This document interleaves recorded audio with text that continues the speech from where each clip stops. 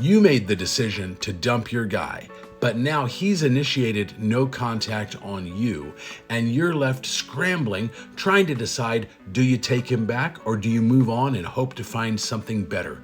In this video, we're exploring all the signs and the questions that you need to ask and get answers for so you can make the decision that's right for you. Let's get into it. So no contact, of course, is when the person who got dumped ceases initiating contact at all with their ex. There's no messaging, there's no calling, there's no social media stalking, there's certainly no liking or commenting on social media. It's basically them pretending that you don't exist. And they continue to do that for at least 35, 40, maybe even 60 days before they even consider reaching out to you. And their hope, of course, is that you will reach out to them before that. And the purpose, of course, is both for them to be able to focus on themselves, do some healing, do some personal growth work, and really become the best version of them that they can be, while also reflecting on the things that they may have been doing that damaged the relationship. But it also gives you, the person who did the dumping,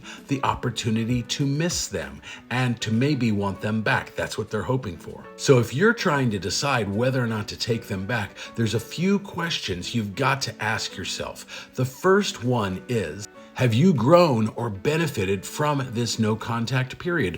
What are you doing? Are you desperately on pins and needles waiting to hear from them? Are you missing them at all? Are you not focused on them whatsoever? Have you already started seeing somebody new? Or are you doing some healing of your own and some growth work yourself? The next question is, why would it be different this time around if you took him back? What has changed either in you or in him, or ideally with both of you? What would be different? What would make it different? Are either one of you or both of you willing to do things like therapy, maybe quit drinking if alcohol was a factor, maybe go to individual therapy? What is it that's going to cause it to be different this time around? You've got to know the answer to that question. Do you miss him? Do you miss being in a relationship with him?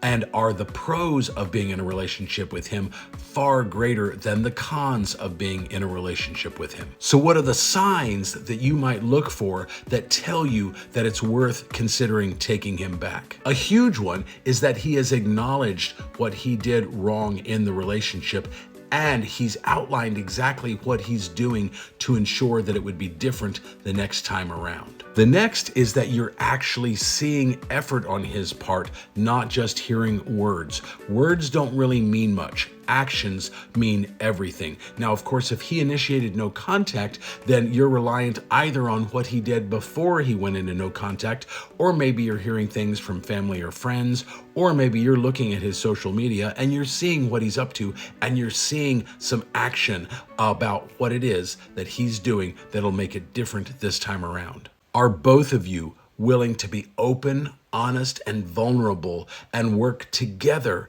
to make things work this time around in a way that didn't work the last time? Now, what's the flip side of that? What are some red flags that you can be on the lookout for that tell you that this is just never going to work and you need to cut your losses and move on? And if he's gone into no contact, you're going to have to gauge this off of things that he was doing or saying before he initiated no contact, or again, maybe things you're hearing from family or friends or seeing on social media.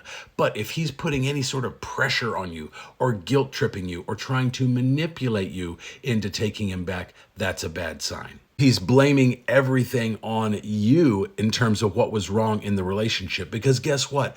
I don't care who you are. I don't care who he is. It takes two people to make a relationship work, and it takes two people to break a relationship. And sometimes it is true that one person bears more responsibility than the other, but both people always contribute to both the solution and the problem. Or maybe he's idealizing the relationship. He's kind of putting a silver lining on it and pretending all the issues and problems didn't exist, and he's only kind of romanticizing about the good times. And again, either verbally before he went no contact, or maybe in things he's posting on social media. And the other red flag is actually going to be looking within, and that's if you're considering taking him back simply because you have a fear of being alone, or maybe maybe you have some codependent traits and you just don't feel whole and complete without being in a relationship with somebody else. That's a huge red flag. Whether it's him or somebody else doesn't really matter.